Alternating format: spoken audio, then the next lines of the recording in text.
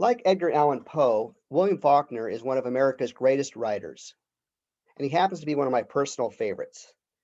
In 1949, he won the Nobel Prize for Literature. Now, what's interesting about his fiction is that it's set in a fictional county called Yoknapatawpha. And this is a created world whose history, geography, and complex genealogies parallel those of the American South. His novels and stories blend the grotesquely comic with the appallingly tragic. So let's take a look at one of his most famous stories, A Rose for Emily. Now, what's interesting about the story first is that the narrator is not the victim, as we see in A Good Man is Hard to Find, and it's not the murderer, as we see in A Telltale Heart. Now, A Good Man is Hard to Find is, in fact, told from a third person, kind of limited point of view. But even though it's told in a third person, it really emphasizes the perspective of the grandmother. So, in that sense, the story really does focus on and tell the story from the perspective of the victim. And of course, in The Telltale Heart, we have the murderer himself retelling the story from start to finish in minute detail. But here we have a third party, third person point of view. The townsperson is looking at Miss Emily Grierson and the events of her life from the outside looking in. And so, as readers, we share the outsider perspective of the townspeople. And the author, the narrator in the first paragraph mentions this curiosity to see the inside of her house. And it's this curiosity that builds over the course of the story that adds suspense. The suspense comes in our curiosity to figure out what's really going on in this person's life and what's going behind those closed doors. Now, adding to this interesting perspective from of the outsider looking in, we have a story that's told not in chronological order, but the events are all scrambled. So we have to kind of work hard to piece together what's happening. So that adds to the confusion and the curiosity. And to me, it makes a very interesting story. It seems like it would not be the same story at all if it was simply told in chronological order. Okay. So that's the narrator, and the plot is told in a way that is not in chronological order. We don't have that traditional plot leading up to a climax and then following action and so forth. And so the third thing I want to point out is that the writing is the descriptions are really important, even more so than in the stories The Telltale Heart and A Good Man is Hard to Find. Really pay attention to the language, the vocabulary used to describe people and places and objects within the story, because the descriptions really tell a lot. And if you skim through this, you're going to miss a lot. So if we look, for example, at the Miss Emily Grierson herself, we get the sense right off that she is somebody who holds herself up above the rest of the town. In a sense, feels that she's better than everybody else.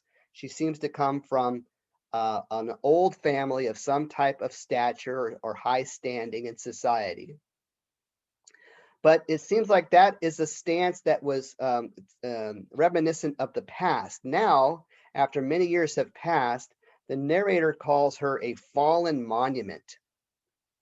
That when she dies, she's a monument, a fallen monument. All right. So, for example, I mentioned the description and how important it is. Take a look at the description of the house. We read that it's a big, squarish frame house that had once been white. See, this had once been.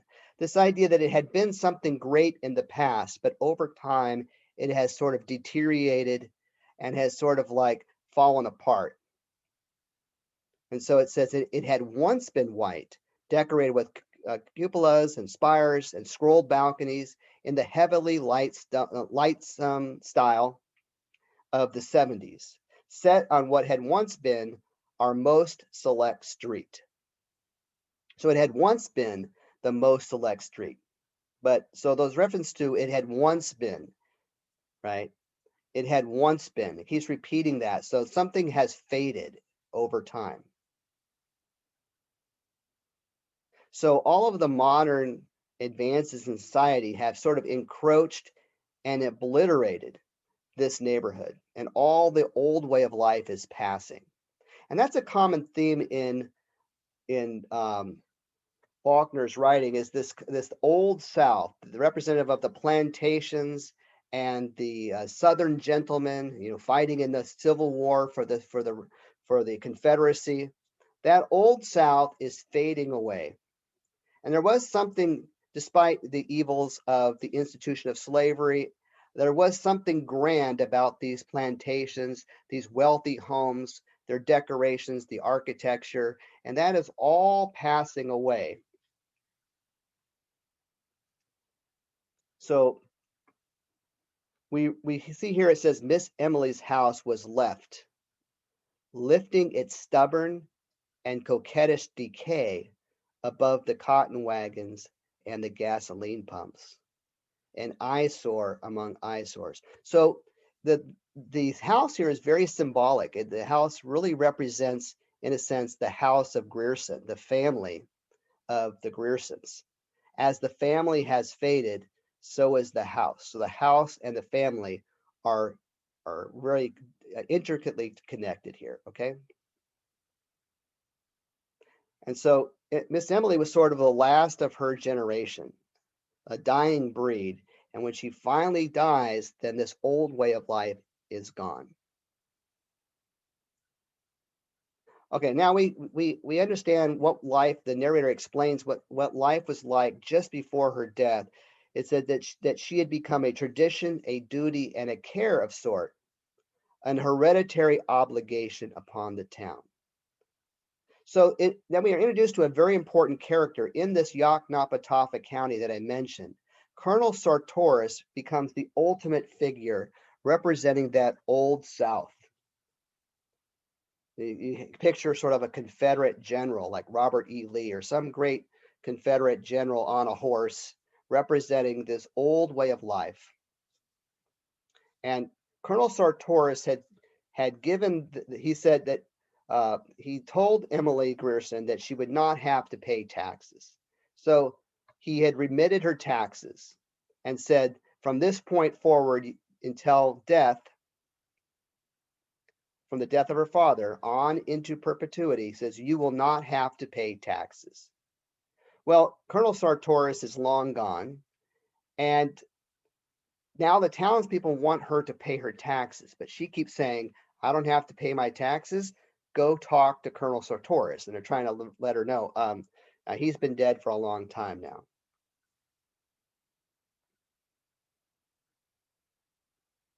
And notice again how she represents this old genteel society of the South, where these Victorian type women would spend time learning how to sew and to paint china and play musical instruments.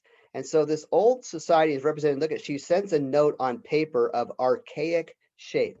Archaic just shows how, very old and ancient. In a thin flowing calligraphy in faded ink. And look at that reference to faded ink. Another subtle way of describing something that is passing away and fading over time. It says here that the door through which no visitor had passed since she ceased giving china painting lessons 8 or 10 years earlier. So we have to piece together the timeline of this story. Like I said, it's not told in chronological order. So you should pay attention and try to write down some of the events and then rearrange them and try to put them into chronological order. So 8 or 10 years earlier, that at some point she was giving china painting lessons, but she stopped, closed up her door, and really had not come out of her house since then. All right. Notice again the description, the dim hall and the stairway mounted in shadow and the smell of dust and disuse. The close, dank smell, that dust, disuse, dank. We have alliteration there that represent repetition of the D sound. But notice all of these descriptions of the heavy, leather covered furniture. And it says the leather was cracked. And there's a faint dust that rose sluggishly about their thighs, spinning with slow motes in the single sun ray. And then we have a tarnished gilt easel. And so that tarnishing and the cracking of the leather and the dust, it just shows the age, the kind of decrepit state of everything about her house.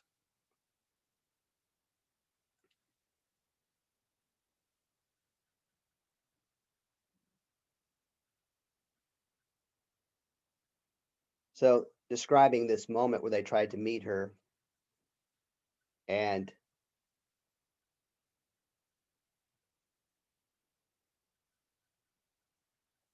it says here her face was dry and cold. And all she could say is, see Colonel Sartoris, right? And like I said, the narrator tells us that he's been dead for about 10 years now, right? And she just says, I have no taxes in Jefferson. Toby, the Negro appeared. Show these gentlemen out. So that first section there is the townspeople trying to come and get their taxes. And already at this point, she's old and the house is falling apart and smells dusty and dank. And yet she's just very proud. And she says, nope, I'm not going to deal with you people. If you want me to pay taxes, take it up with Colonel Sartoris. And she doesn't seem to realize that he's been dead forever. Now we have a huge jump. And like I say, we're not going in chronological order. So you have to kind of piece this together. So they had mentioned this picture of her dad. So right here it says about 2 years after her father's death. So there's another, we have to again try to piece together the timeline that some type of terrible smell starts coming from the house. And you wonder, what is that? Is that the smell, just the house getting old, or what? Something smells really bad. And nobody wants to go up to the house and tell this woman that her house stinks. They don't think it's going to be polite or proper. So they're like, I don't know what that is. It's a snake, it's a rat, something died over there. It's like some type of animal. And so instead of just going up there and just telling her to do something about it, they just decide to take care of it themselves.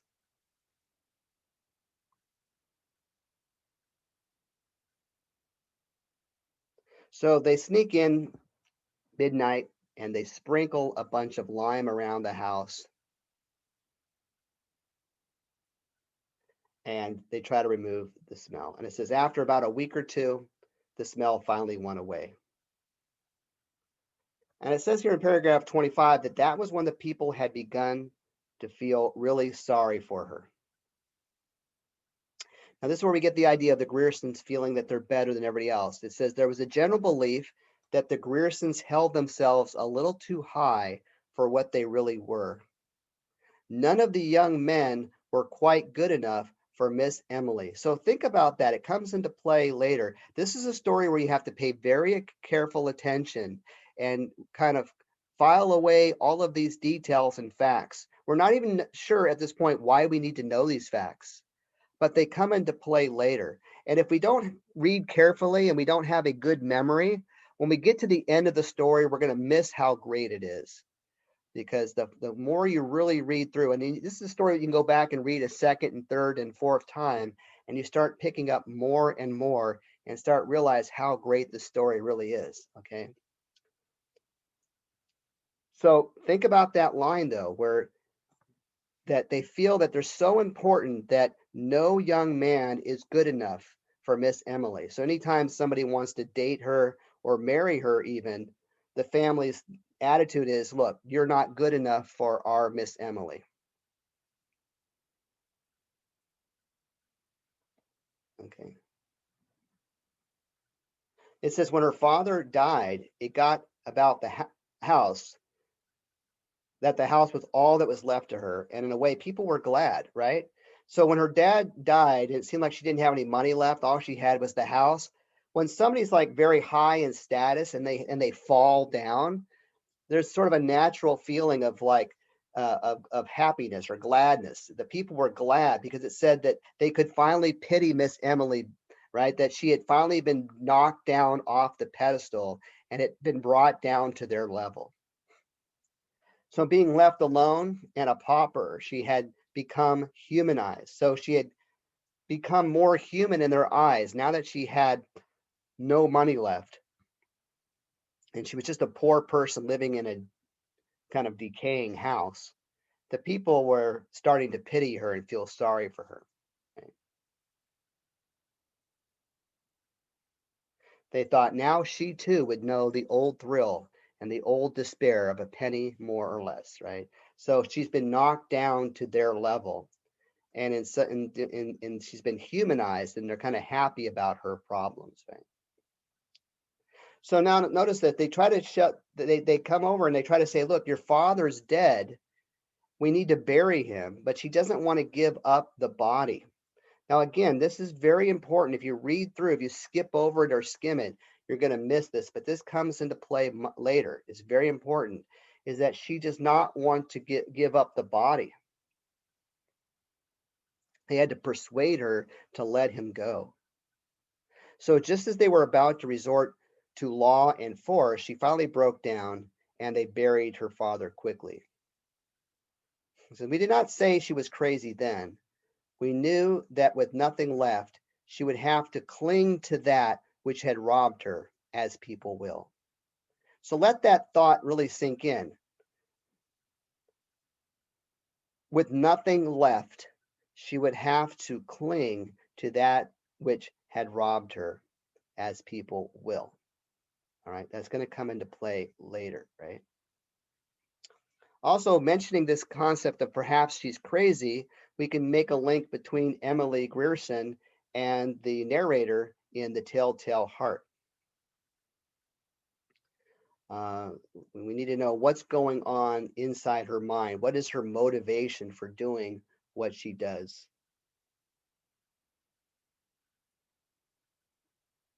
All right. So now we're back. It says in section 3, the town had just let the contracts for paving the sidewalks. So there's people coming from the north. You call to mind these carpetbaggers, these people coming from the north down into the south to make money, sort of rebuilding up the South following the Civil War. And so it says this is the summer after her father's death. And this man, a foreman on a work crew, comes down, and his name is Homer Barron, and he's a Yankee, so he's up there from New England, right? And so his name is Homer Barron, and he's sort of a player, right? Really kind of strong, handsome person. And they start seeing Miss Emily hanging out with Homer Barron. And they're surprised by that because you think, well, a woman of the standing, a Southern woman of high society like Miss Emily would never lower herself to court and even consider marrying some low life laborer from the north, right? So they were just you can't even imagine that somebody like Emily would even be with a person like Homer. All right. Because as we see here, it says she carried her head high, even when we believe that she had fallen. So even when people that think that she had reached rock bottom, right? She still carried herself and held her head high. It was as if she demanded more than ever the recognition of her dignity as the last Grierson. So we have kind of an old story here where she's representing this old family that has no money. And here comes the young Homer Barron, who has no family heritage or no lasting legacy, but he might have some money. This is like the situation a lot between the United States and Europe, where a lot of Europeans had castles and the 900-year-old name and the Duke and Lord and the ladies, but they were going broke. And then you have these rich Americans that wanted to have some type of status, or they wanted to have a title. They wanted to be called the Earl or Count or the Duchess, Lord, Lady. And so you have these two worlds. And so here you might make a connection to that with Emily Grierson representing this high society that's completely bankrupt at this point. And Homer Barron comes in representing the new industrial North making money off of business. And people were surprised that they are together, right? Now, as he's describing that, there's another memory that jumps in time, right? It says that was like when she bought that rat poison, the arsenic. That was over a year after they had begun to say poor Emily, and while the two female cousins were visiting her.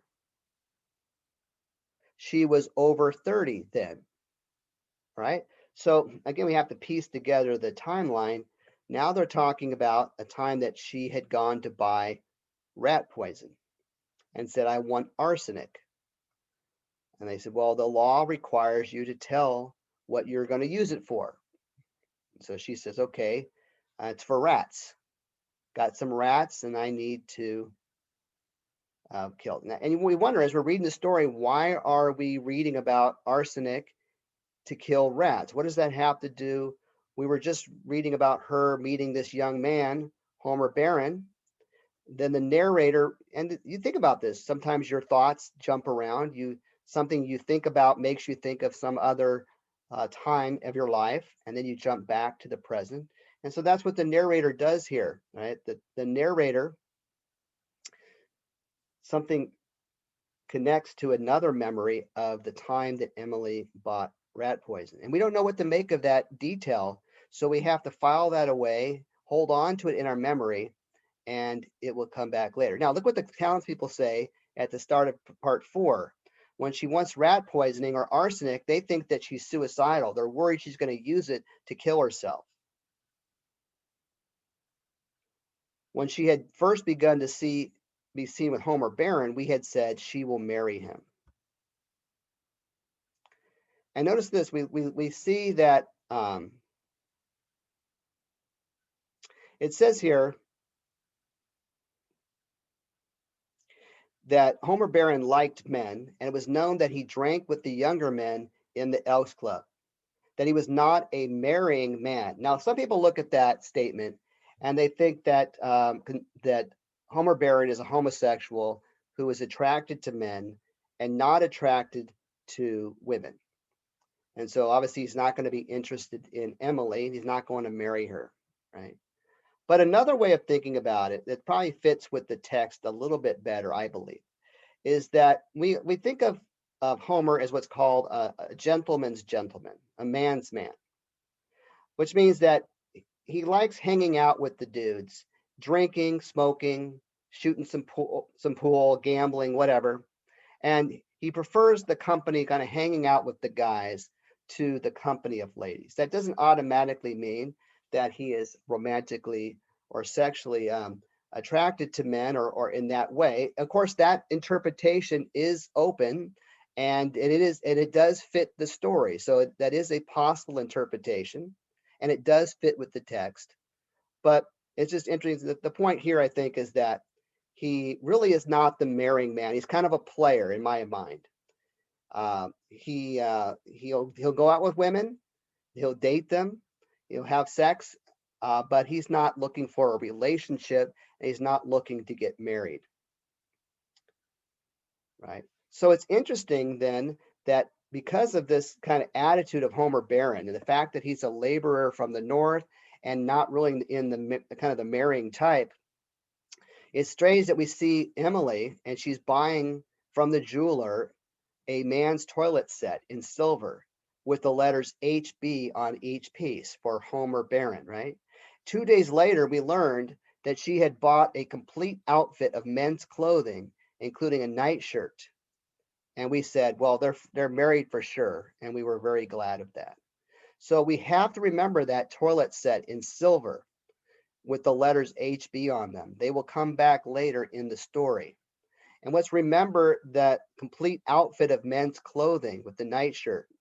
They will come back into play later in the story. So we have to really focus on the story and keep that locked in our mind, and then all the pieces will come together at once, and it will be just an awesome ending to the story. We're going to miss a lot if we don't pay attention. Okay. So after this sort of little fling between Homer and Emily, the narrator says, and that was the last we saw of Homer Barron and of Miss Emily for some time. And now and then you would kind of see her in the window. And then when we next saw Miss Emily, she had grown fat and her hair was turning gray. During the next few years, it grew grayer and grayer until it attained an even pepper and salt iron gray. And up to the day of her death at 74. So you see, we saw at some point that she was 30 years old. We see that she dies at 74. So we can try to put a timeline together. It says from that time on, her front door remained closed, save during a period of 6 or 7 years when she was about 40, during which she gave lessons in China painting. So we heard about the China painting lessons earlier. And so we see that that was a period of about 6 to 7 years that she gave these lessons until there was no more demand. Nobody else wanted to learn this anymore. It was like a dying art. And nobody was interested anymore. So then she just closed up and never opened her door. So it says here, the front door closed upon the last China painter and remained closed for good. And thus she passed from generation to generation, inescapable, impervious, tranquil, and perverse. And so she died in the house filled with dust and shadows. She died in one of the downstairs room in a heavy walnut bed with a curtain, her gray hair propped on a pillow, yellow and moldy with age and lack of sunlight. All right, now we get to the end of the story.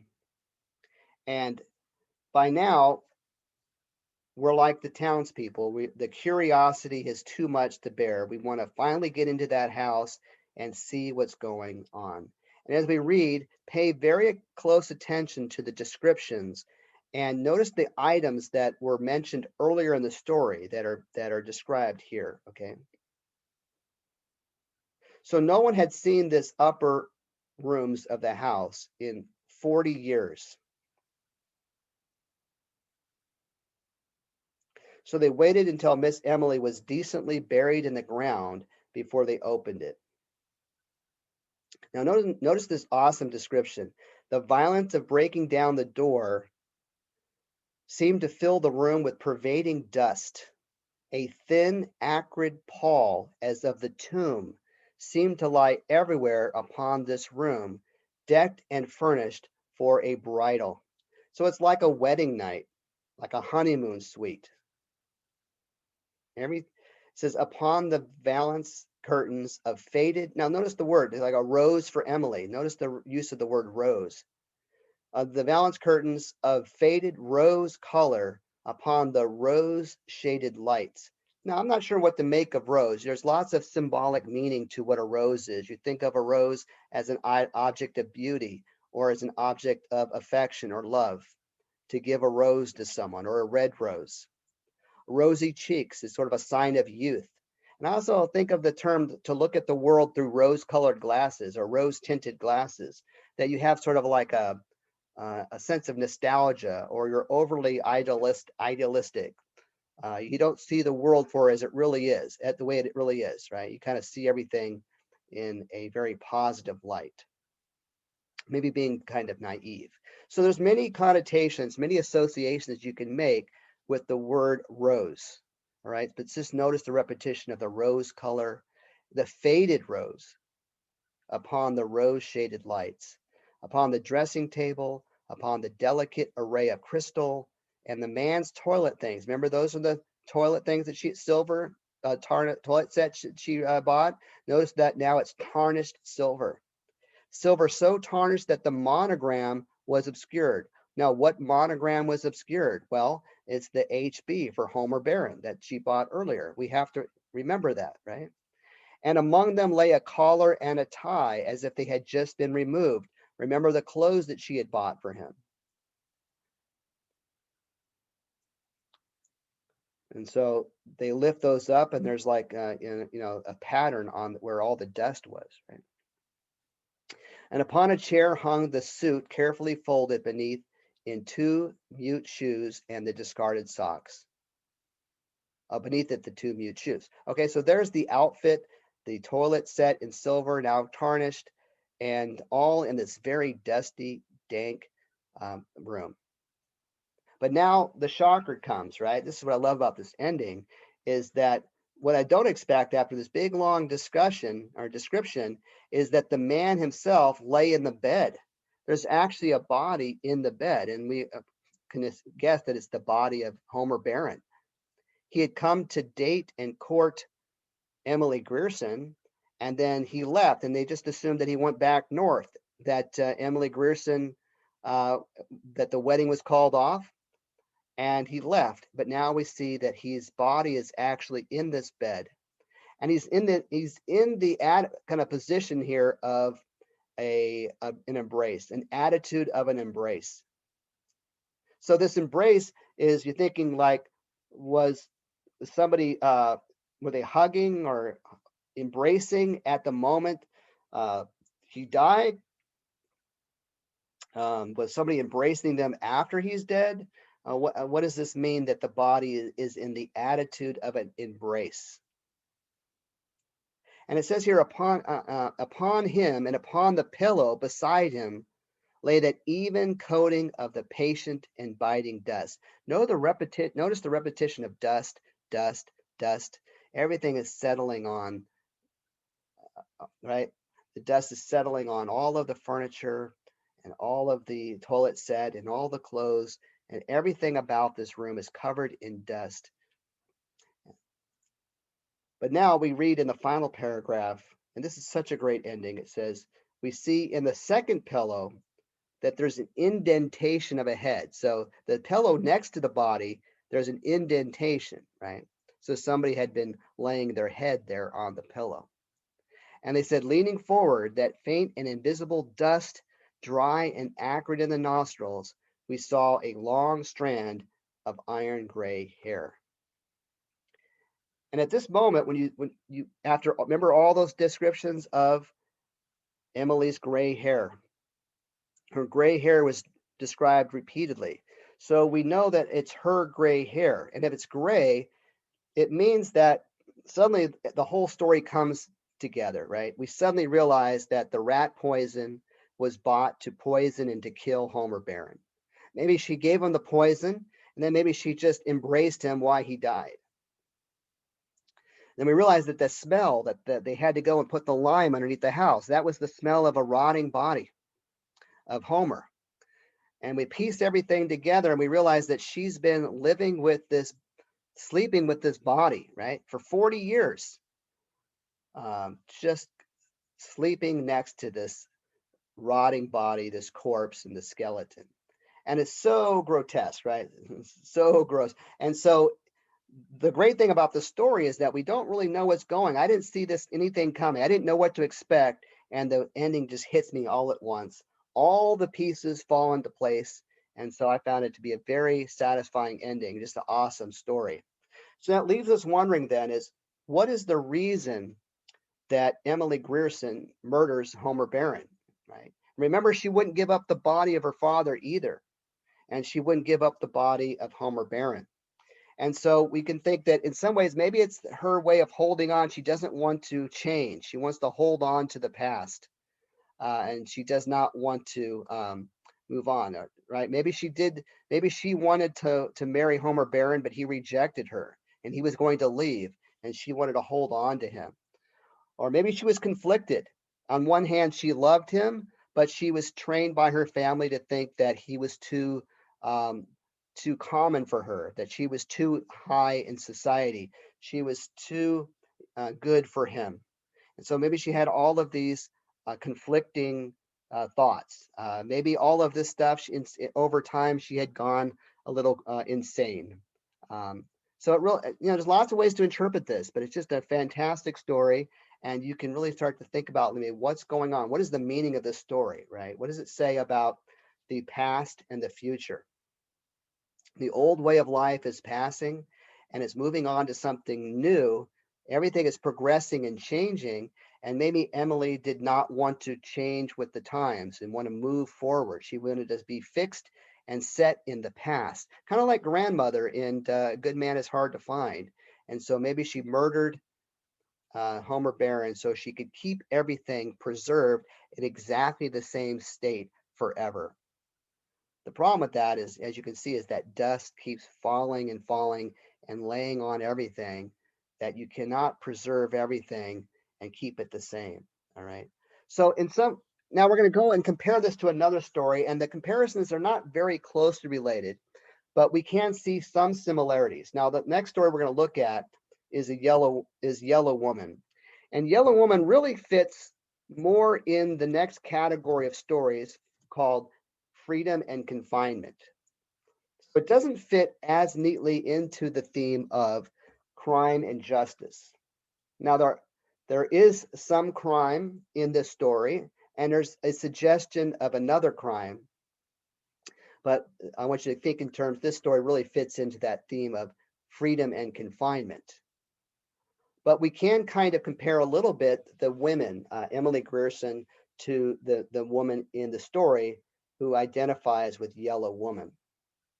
All right, so there are some subtle similarities, but like I said, what I'm doing here with Yellow Woman is we're setting up some new ideas that will make a good transition from the crime and justice collection of stories over into the freedom and confinement collection of stories. Now we see that the author here, Leslie Marmon Silko, is a Native American. She's part of a literary movement called the American Indian Renaissance. She was raised in Old Laguna on the Pueblo Reservation near Albuquerque, New Mexico. And what's interesting about her writing is that she weaves the mythology of her matrilineal society into stories, and that means a society that traces its lineage through the mothers, right? She weaves that into stories that move freely through what she calls an ocean of time. So time references are kind of fuzzy here. And we have here a focus on a common figure in Native American literature called Yellow Woman. And she appears in various stories written by Silko. And she represents a female character awakening to her cultural and sexual identity. So if you wonder, like, what's going on in this story, it's a little bit of a strange story. It's hard to figure out what's really going on here in Yellow Woman. And so think about that awakening in terms of a cultural and sexual identity. So in terms of sexual identity, we see that the story starts off with a sort of a very sensuous description here. It says, my thigh clung to his with dampness, and I watched the sun rising up through the tamarack and willows. And so there's a lot of descriptions here of of nature, right? Of the weather, the landscape, the sky. And we're wondering who this person is here. It's a very sexually charged scene. And so notice the description here of the sexual encounter, but also the description of the landscape.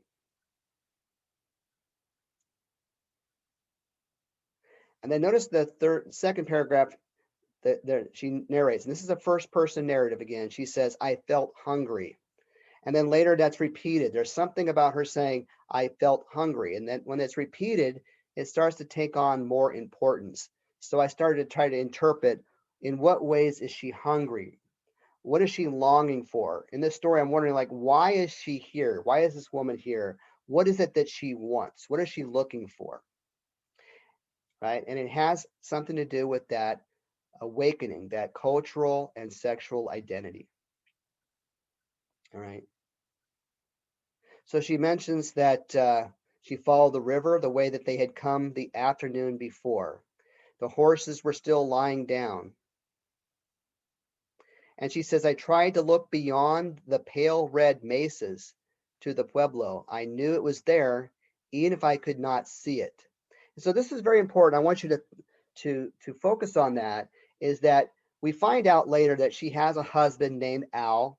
She's got at least one kid. She's got her a grandmother, I mean her mother, family members around, and she's looking off in the direction of this home. And she said, I knew it was there even though I could not see it. And that kind of works on a symbolic level, that in the back of her mind, she knows it's there, but it's not in the front of her mind, it's in the back of the mind. So she can look towards the direction of that home and know that it's there, but she could not quite see it. So she's at a distance, she's gone away from her home and her family. So she comes up to this man and she tells him, I'm leaving. And he says, no, you're coming with me, remember? And she says, where? And he says, to my place. And I will come back. So it's kind of strange that she's like showing like a lack of memory. She's not quite sure. And what we see on this story is that she's not quite sure what is real and what is not real. She kind of fades in and out. And she starts talking about the story of a character named Yellow Woman. And she's confused. She wants to know, am I Yellow Woman or am I not? Now you have to understand that storytelling is a very important aspect of this Native American culture, and that stories are passed on from the next generation. Each generation takes the old stories and connects with them, maybe adds new material to the story. So the story is a living story that keeps evolving and changing as it's passed from generation to generation. So, so he calls her Yellow Woman, and she says, well, who are you? I asked. So here's somebody that she's having this sexual encounter with, and she's not even sure who he is. And he says, well, last night you guessed my name and you knew why I had come. And she said, I tried to remember the night, but I can only see the moon and the water and remember his warmth around me. So again, it's not even like she's even interested in this person. It's not him as a person that she's interested in.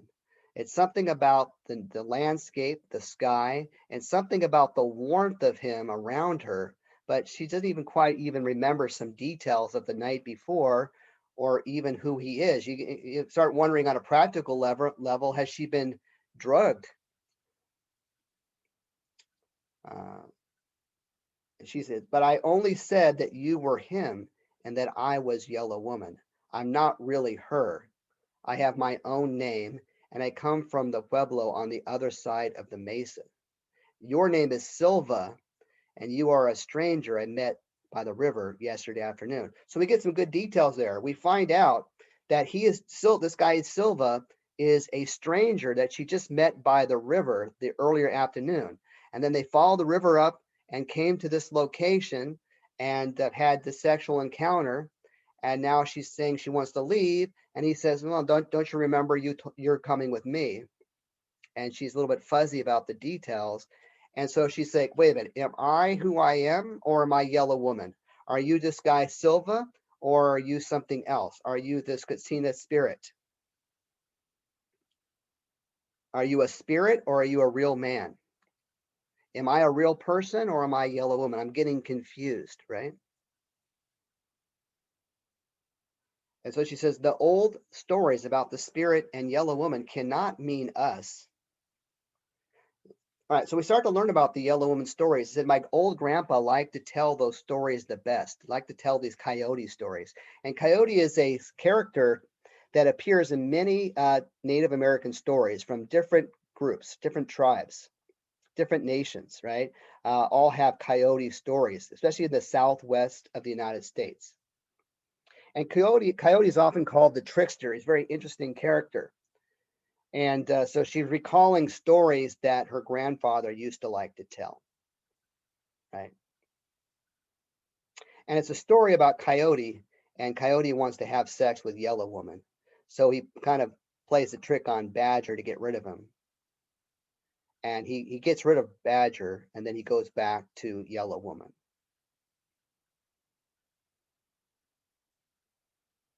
So she says, I was wondering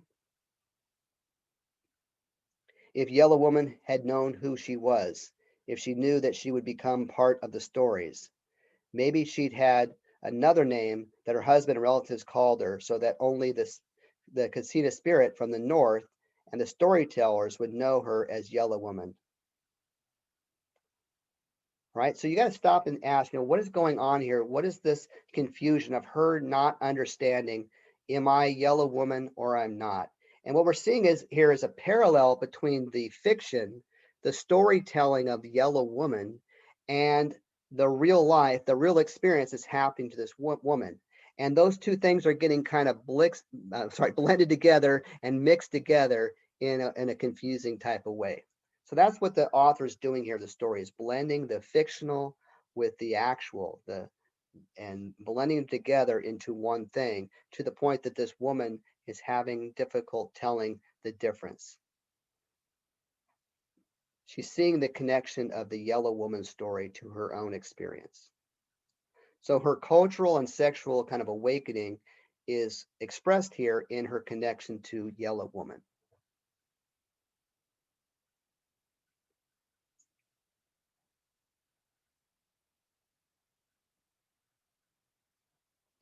This is the way it happens in the stories.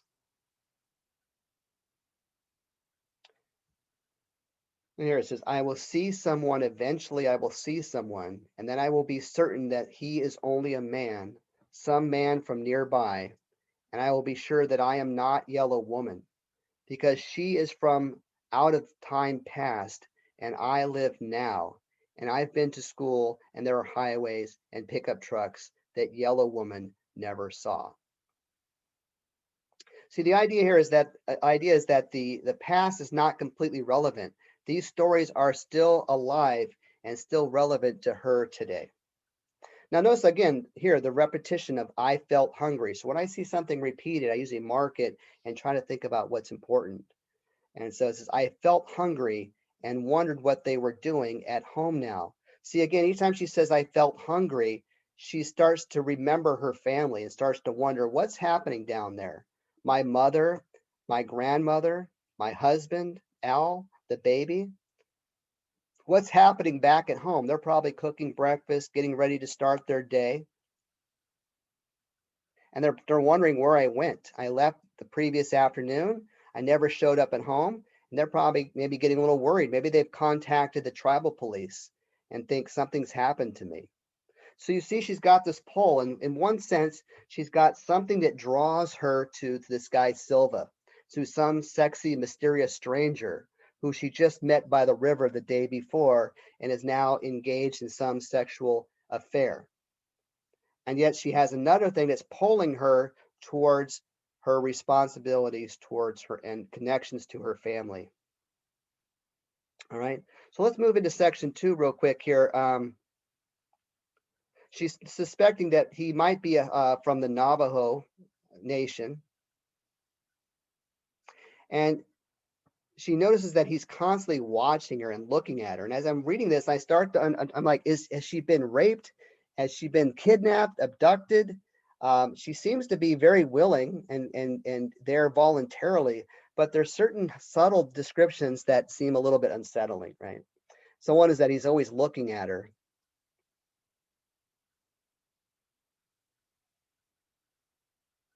And so she keeps saying, no, I don't think the story is, I don't think we are Yellow Woman and the spirit. I think those are just stories and that cannot mean us. It says, he shook his head and said softly, but someday they will talk about us and they will say, those two lived long ago when things like that happened. So what's happening to her will become the stuff of legend, so to speak. Her life will become a story that will be told in future generations. And that continuity, that cultural continuity, the storytelling plays an important cultural role here, right? Can you see the Pueblo? Silva was standing behind me. I shook my head. We're too far away. So that concept of being very far away, very distant is kind of important here, right? And so he kind of points out, look, the Navajo reservation's over there, the Pueblo boundaries are over here, the Texans are over here, the Mexicans are over here, and he lets her know that he basically steals from them. He's sort of a rustler. He steals. So if we talk about crime and justice, um, that the crime in this story is that he steals from these people. Basically a cattle rustler. He's a thief. And also, there's a subtle hint that he might have abducted or kidnapped this woman. But so so notice here, but in line 50, paragraph 50, he starts kissing her gently and running his hands up and down her. He took off my pants. He pulled me down with his arms and chest. So again, so they're going at it again here. They're going to have sex again, but it's just he seems very forceful with his skin against mine, and I was afraid because I understood that his strength could hurt me. So this idea that she's afraid, knowing that his strength could hurt her, I lay underneath him, and I knew that he could destroy me. So something a little unsettling about that. So it's like, is she here voluntarily? Is she here against her will? Is it a little bit of both? Because she says a little bit later, while he slept, I touched his face and I had a feeling, the same feeling that I had that morning along the river. I kissed him and he reached out for me.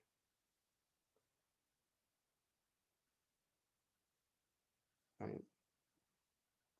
So again, she thinks about her family far below her. And she says, look, they would be wondering. So in some ways, she's exploring her own desires or her own sexuality, her own independence. But she has another voice that's saying, look, my family's worried about me.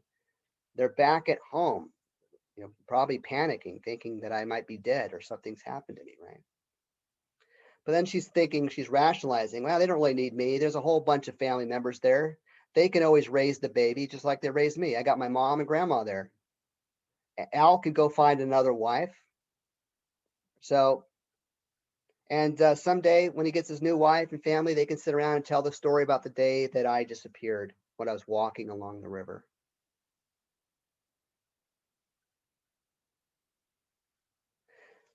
So then she walks back to the house and says, when I saw the stone house, I remembered that I had meant to go home. So throughout the story, she acts like she keeps doing things without intending it. Like the body is acting with against her will, like her heart and mind. Who's in control of her actions? Is she doing something on purpose? And so she's not even quite sure. She says, I just happened to follow along. I wanted to go one way and then I found myself somewhere else. And so she's being drawn by some kind of force that's not even something that it's not even her own will in a sense. It's some force that's driving her to do this, right?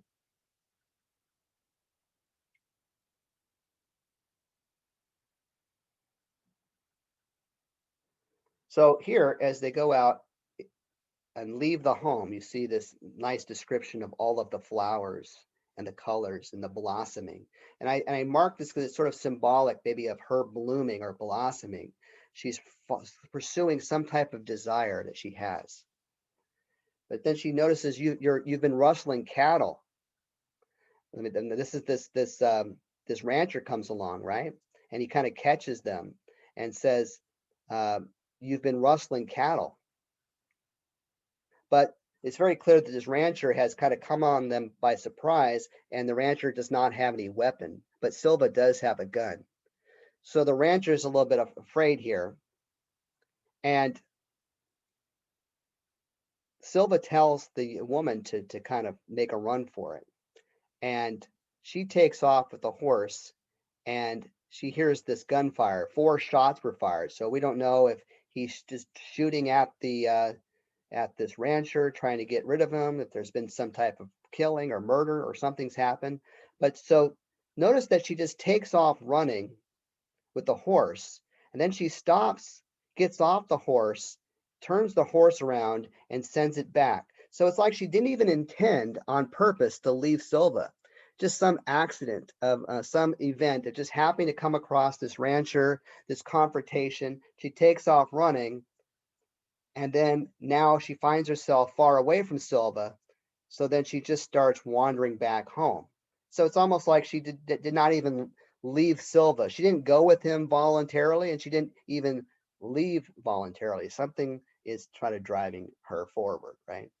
All right. So at the end of the story, then, now that she's gone and she's heading back home, she says, I thought about Silva and I felt sad at leaving him.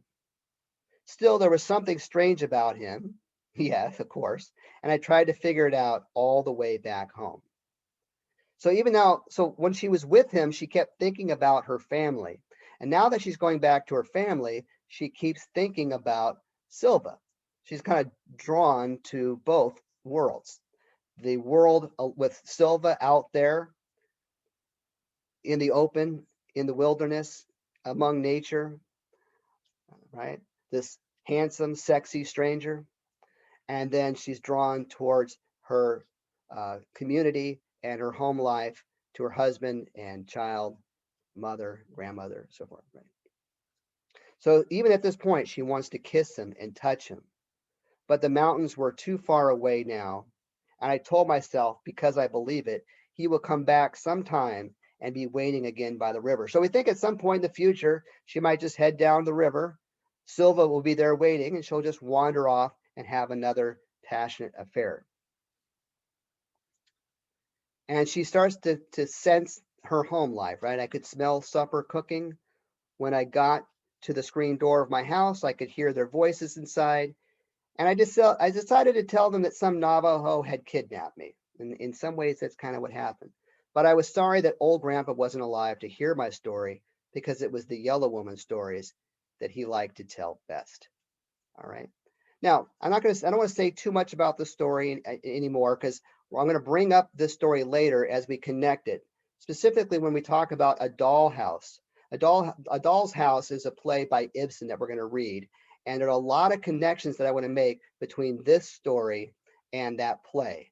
So for now, I'm going to end the discussion of the stories, and we'll pick up these ideas later when we discuss A Doll's House.